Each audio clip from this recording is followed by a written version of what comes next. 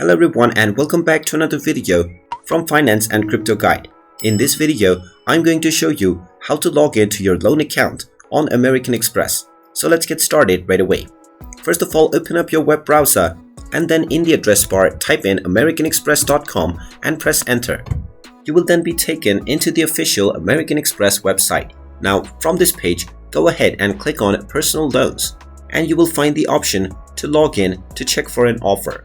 Go ahead and click on the login button and now you will be taken into the login portal for your loan account. Simply go ahead and type in your user ID followed by your account password. After entering both of these credentials, click on the login button and now you will be logged into your account and you will directly end up within your loans page. And there you have it. That is how easy it is to log into your loan account with American Express. If you find this video helpful, make sure you hit that like button and subscribe to our channel if you haven't done so already. Also ring that notification bell to never miss another update from us. Thank you for watching and I will see you again in the next video.